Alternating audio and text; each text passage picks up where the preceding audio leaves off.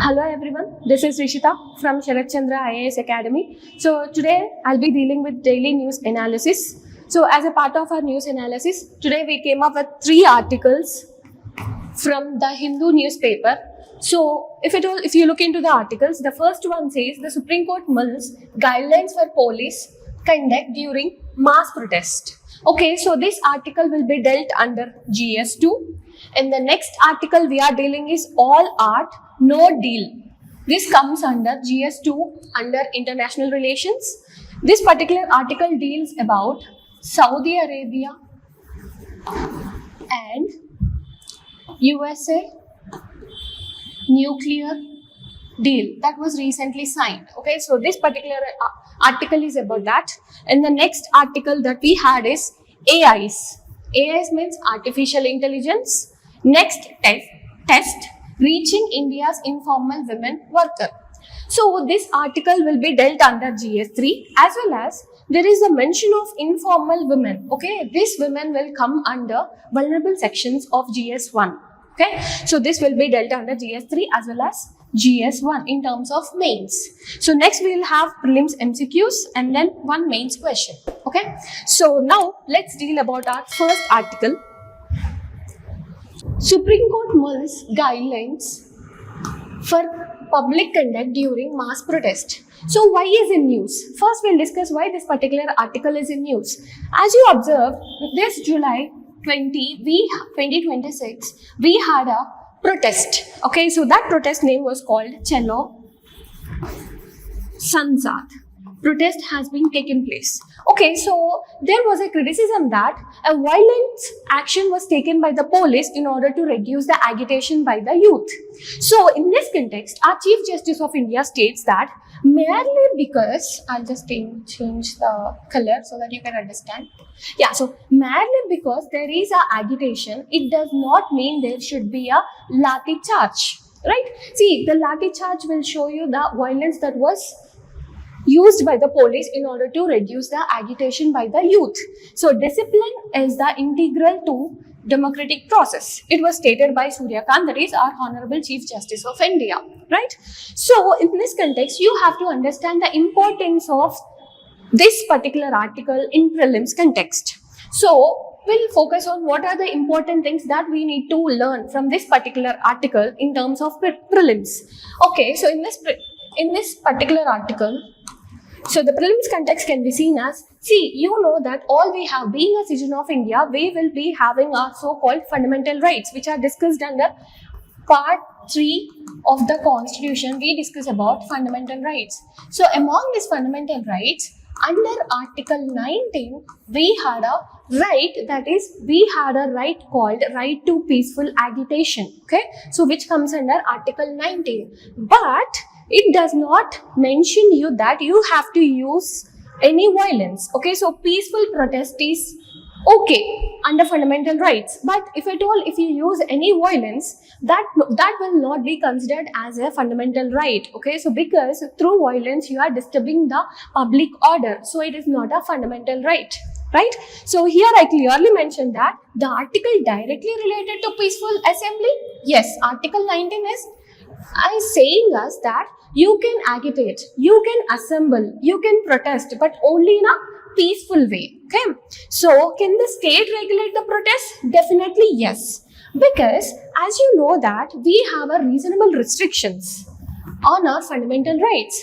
For instance, consider any emergency situation. Okay, so under this emergency situation, your fundamental rights will be restricted. For example, if there is any national emergency that is going on, okay, so this article 19 can be restricted to some extent so that you can be protected. For example, if you are protesting, okay, so there is a national emergency situation and you are protesting, so that might be a danger for you, right? So on that grounds, it can be restricted. Okay, it's only on a reasonable way that should be restricted.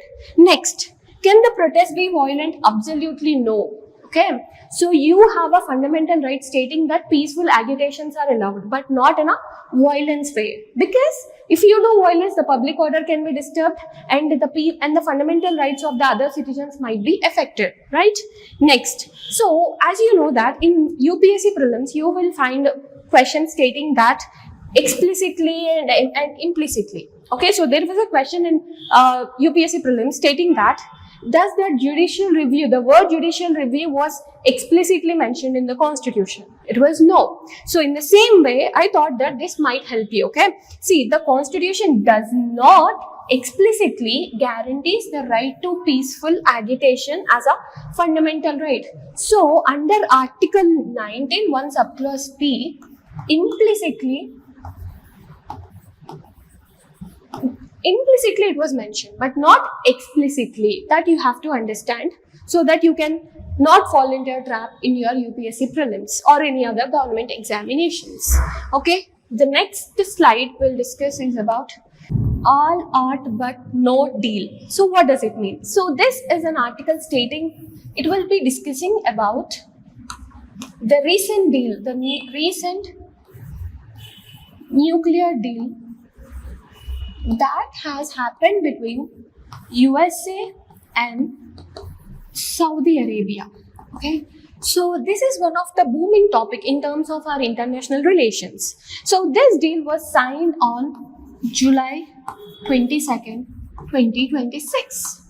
Okay, so this deal was signed. So what is that? So before going into this deal, I just want you to understand that the Middle East politics plays a very important role in terms of our global order. Right? So this article can be important in our prelims context as well as in our mains context. Okay, so I'll first teach you how to understand this article in terms of prelims so that we can focus on our mains context in the later slide. Okay, so first we'll focus on understanding this article in terms of prelims context. Right. So if you observe UPSC prelims 2024 paper, so they have asked a question regarding the bordering countries of North Sea. Right? So as this area is in the news, this time they may ask you the bordering countries of Red Sea or a Persian Gulf. Okay, so these two are very important water bodies which are surrounding the Saudi Arabia. Right? So this can be asked. Otherwise, they can also ask you a question regarding the bordering countries of Saudi Arabia. Bordering countries, yes. So for example, this type of PVQ you can observe in 2023 prelims, because they have asked you about the bordering countries of Ukraine, because Ukraine was in news at that particular year. So this year, Saudi Arabia is becoming an important topic in our international relations. So this can be asked, and the Red Sea and Persian Gulf can be asked. So in this way, we'll understand what are the boundaries of Saudi Arabia and what are the countries which are bordering this Red Sea and Persian Gulf for our prelims preparation. Okay, so there are 7 countries land borders with Saudi Arabia. So what are they? They are Jordan, Iraq, Kuwait, Qatar, UAE, Oman, Yemen. So these are the 7 countries that are bordering with Saudi Arabia. Next, what are the bordering countries with Red Sea? So that is Egypt, Saudi Arabia, Yemen, Sudan, and Eritrea and Djibouti. So these are the countries that are bordering with Red Sea. So what about the Persian Gulf? Persian Gulf, if you observe, it is Iran, Saudi Arabia, and UAE. Okay, so if you look into this picture that I have given in this slide, so this is called Strait of Hormuz, right? So it is called as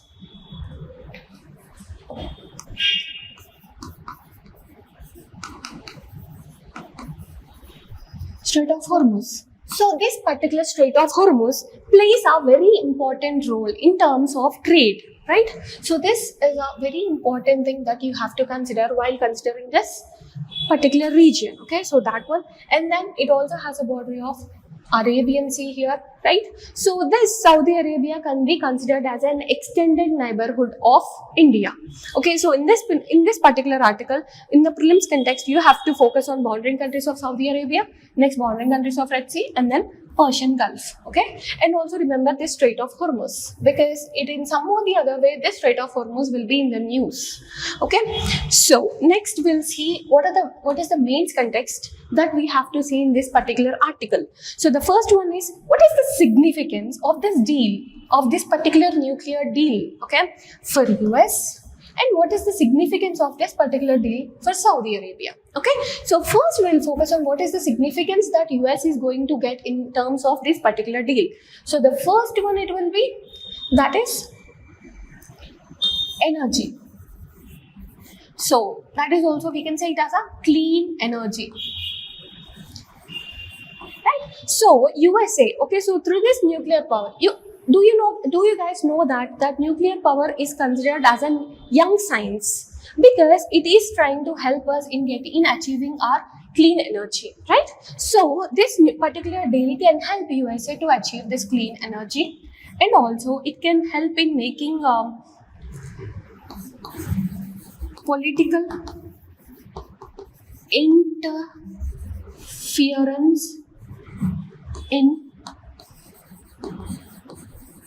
Middle East, and it can also later it can also help in US to get this uranium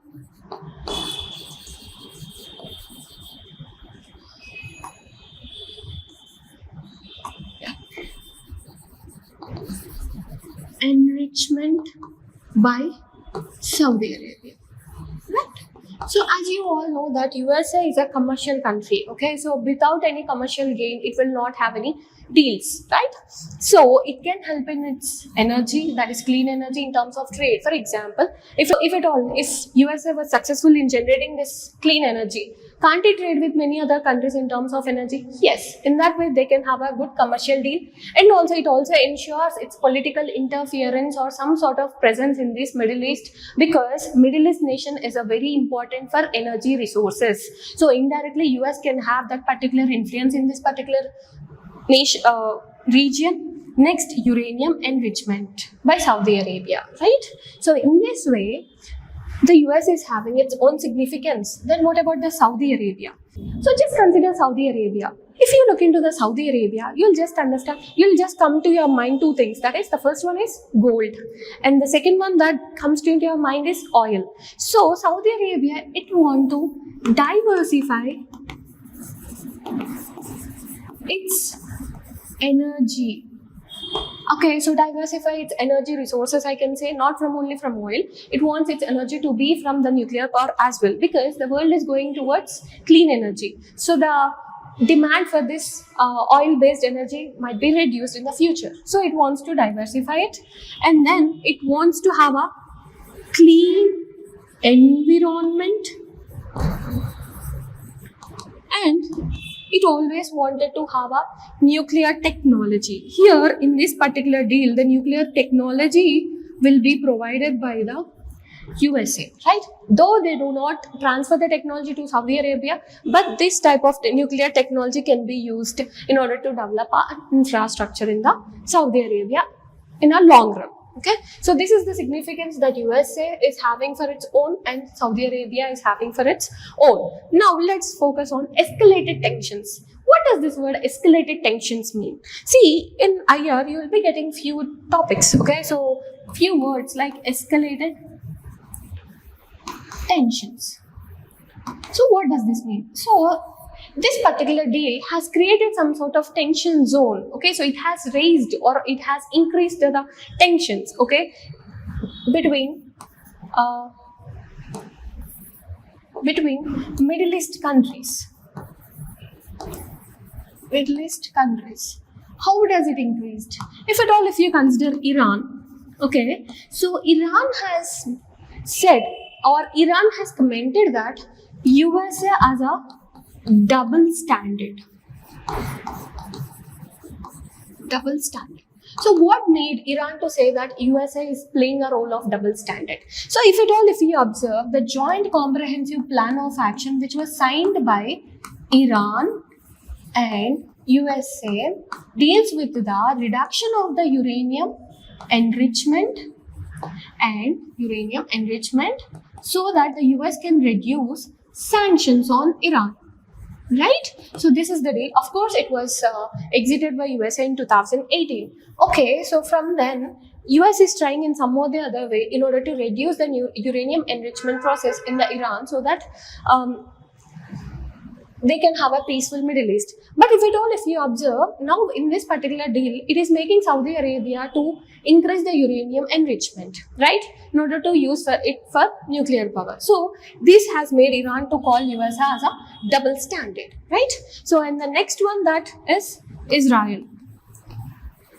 So Israel is saying that it can create a zone of tension in the Middle East because you're making Saudi Arabia to have a nuclear technology. Okay, so Israel is stating that USA has excluded. Okay, it has excluded Israel in this particular deal and violated Abraham Accords. Okay.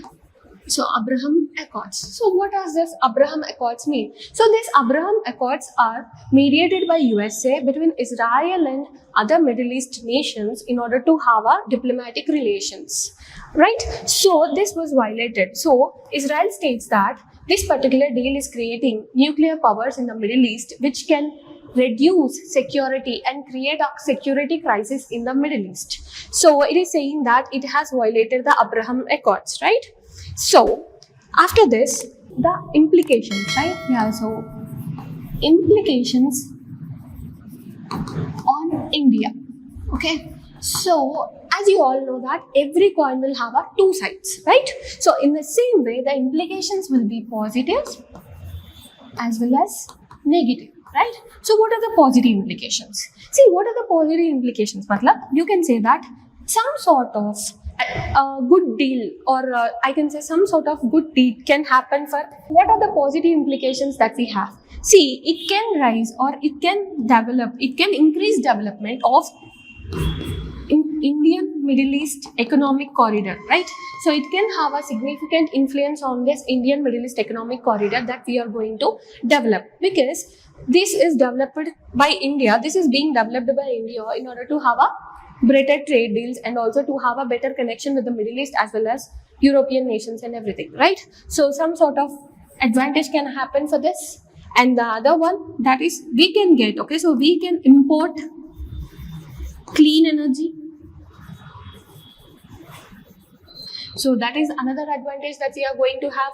So this nuclear power is a clean energy, right? So as we all know that we are so much dependent on this Middle East in terms of our energy resources. So we can shift or we can divert our import of energy in terms of clean energy rather than focusing on oil resources, that is crude oil, right? So what are the negative things that are going to happen? See, it might create a tension in Strait of Hormuz. So recently India has also seen the LPG crisis, okay? So another crisis may make the nation to go through some energy crisis again. See, this type of crisis, this type of tension can create some sort of crisis in our particular nation, right? And it can also disturb the security at extended neighborhood region, right? So Saudi Arabia comes as an extended neighborhood region for India. So it can cause security crisis, I can say. Security crisis at extended neighborhood region. So the other one, that is negative, Strait of Hormuz, yes. Yeah, so it can also, if we observe, we had a good relation with Iran. So this, the dilution of relation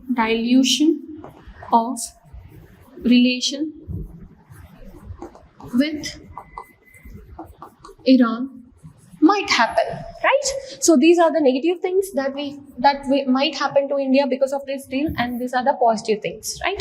So just let's go to the first slide first. Yes, so we have discussed the significance of deal for USA, Saudi Arabia, and escalated tensions in the Middle East, and next, implications on India. So how we have to conclude this? Okay, so India should use its power of soft diplomacy. What does this soft diplomacy mean? Soft diplomacy means using deliberations, that is discussions, in order to solve the issues rather than going towards a hard diplomacy, right? So India should use its soft diplomacy in order to ensure a moderate path in this particular nuclear deal. Okay, so whenever some IR topic comes to you in this particular newspaper, okay, so ensure that you will discuss this particular paper in this way. Okay, so first you have to understand the significance of for the two countries that are going to sign, okay, in the escalated tensions of that particular region, and then implications for India. See, just a common sense. Okay, so what if Saudi Arabia and USA has done a deal? What it has to be for India? So we have to understand it. See, it is an outside Indian topic, right? So but still we'll be reading it because some or the other implication will happen on India because we are a part of the world, right? So you need to understand, for every deal, we need to understand what are the implications that are going to be on India, right? Yes. So this is about the particular article. Yeah. So the final article of today's Hindus News Analysis is AI's next. Yeah. So AI's next test reaching India's informal women worker. See, this women workers, okay, so the women comes under GS1 and 3 as well. See, this AI, it will be read under GS3, and this women's come under vulnerable sections of GS1. Okay, in terms of mains vulnerable sections, you'll be reading about women's in the GS1 paper. Okay, so this article is important in these two contexts. Okay, so in this way we'll discuss article in the prelims context as well as in the mains context, right? Yes. So before going into the article, we'll just start with a quote. Why there is a quote necessary? Okay, so I'll tell you the importance of quote here. Okay, so if there is any question on artificial intelligence, so it is very difficult to start a question, right, in the mains. So I just ensure that I'll give you some quote so that you can start your answer with this quote. So artificial intelligence will be the most transformative technology of 21st century. Okay, so if you observe, artificial intelligence is becoming a part of our lives. Okay, so recently we often use ChatGPT, right? So it is an application of artificial intelligence, right? So if you observe this, artificial intelligence, yeah, so artificial intelligence must empower informal women workers for truly inclusive economic growth. So what does this truly inclusive, what is the meaning of inclusive? Inclusive matlab, we can say equity based growth. Okay, so matlab we have to include everyone in terms of this economic growth. Okay, so the word inclusive we have used in our now let's look into this article in terms of prelims context. Okay, yes, so in the prelims context, here you have to focus on this. Yeah, so first point, that is India's AI mission. Okay, India AI mission was approved in 2024. Okay, so Indian AI mission, it was approved in 2024. India's first in, okay, so India has achieved a first in AI skills penetration under the Stanford AI Index 2024. Okay, so in terms of penetration, we are the first one to get that rank. Okay, so first rank, we got a first rank in AI skill penetration Stanford AI Index 2024. After that, if you observe this diagram, okay, so in prelims, you know that some sort of three statement questions are becoming very common, right? So in this way, we'll understand that is artificial intelligence, machine learning, and deep learning. Okay, so in this context we'll understand. Okay, yeah, so what is an artificial intelligence? See, you are giving some sort of I can say some sort of technology where our computer can think like a human. Okay, so artificial intelligence is something that which makes our computers in order to think like a human. Okay, so then what is a machine learning? So machine learning is something that these computers will have a particular data. Already they'll have a data. From that data, they will ensure, okay, so they'll give you a decision based on that particular data. Okay, so they'll have an input of some data sets will be there. So by reading that particular data sets under this machine learning, they can give some sort of output. Then what about this deep learning? See, this deep learning is a very advanced artificial intelligence which involves this usage of artificial neural networks in order to give a very practical suggestion or practical decision, I can say. So here I want you to understand that machine learning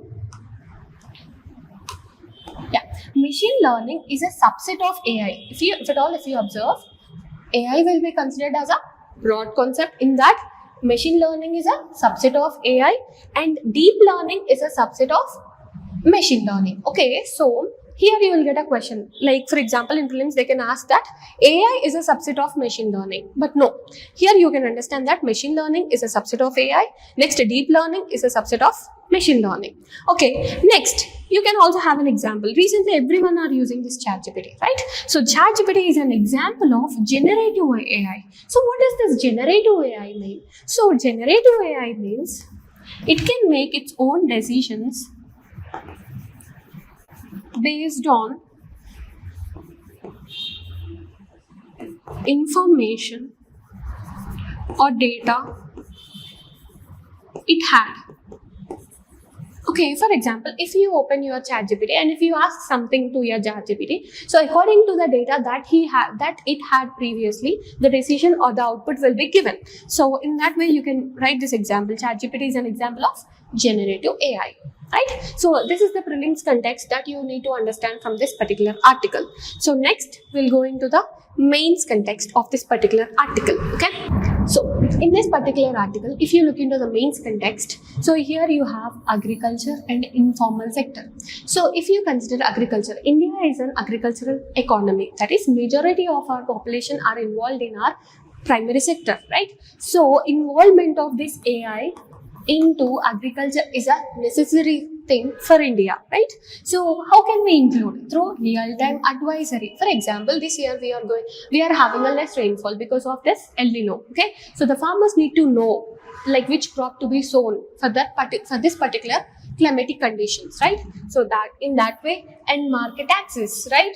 So that is in order to have a better market access. Okay, so there was a real-time application that has been done. Okay, so farmer chat, this was specifically mentioned in this editorial. This you can use as an example in your mains answer writing. Okay, so this farmer chat was an AI based application. It was an AI based application.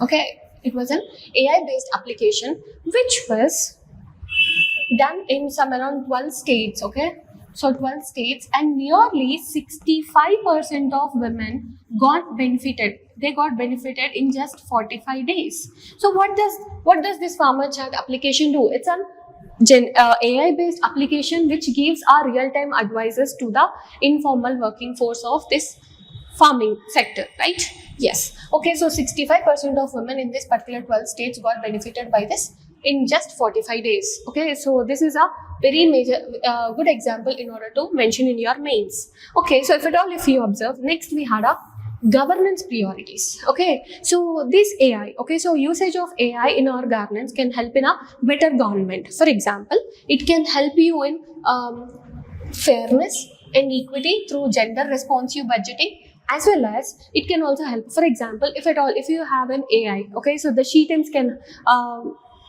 in terms of for example, if you consider AI, okay, so if you implemented AI in our police system, okay, so it can give a better results, right? Okay, so better solver of cases can be done, right? In that way, India AI governance guidelines was given in order to enrich the skilled workforce as well. Yes, so here if you observe, this India AI governance guidelines was given for the better governance, first one, and it can also enrich the India's skilled workforce. If you observe, India's skilled workforce is far less when compared to other nations like China. So it can enrich our skilled workforce. And the last, that is AI prosperity for all. Okay, so this type of, if you address the crisis of agriculture, okay, so or the challenges in the agriculture with the AI, and also challenges in the informal sector with the AI, then you can ensure that AI can bring prosperity for all, right? Yeah, so in that way we can achieve Viksit Bharat by 2047. Okay, so prosperity of all matlab we can get a Viksit Bharat by 2047, right? So in this way you have to discuss this particular article in mains context as well. Okay, so Now we have completed our articles. So in this particular MCQ, I have discussed about anti-defection law. So this particular word is there in today's newspaper, but that particular article is not important, but this particular word is important. As you all can see, it is a PYQ in 2022. Okay, just pause this video and try to answer this question in the comment section, so that I can say whether you are saying right answer or not. Okay, this is the question. Okay, and the next question is, which of the following is not a correct statement? Okay, see, this is a PYQ in 2017. So if you observe, there was a term in our today's newspaper, there was a term that is adjournment. Okay, in that context, I have given this MCQ. Just pause this video and try to answer this question in the comment section, so that I can say you whether you have answered in a right way or not. Okay, and the last question, that is for mains. Okay, so here it is stated that artificial intelligence is both a opportunity and a challenge for India's aspiration to become a developed nation by 2047. Okay, so if you observe artificial intelligence in this question, if you observe, they told that is both an opportunity and challenge. So here, how you need to answer the question? You can say that every coin has two sides, right? So that is opportunities as well as challenge. And you can conclude by stating that artificial intelligence is like a double-edged sword. Okay, so in this way, so remaining body, just try to answer. Okay, so that I can discuss in the next session. Thank you.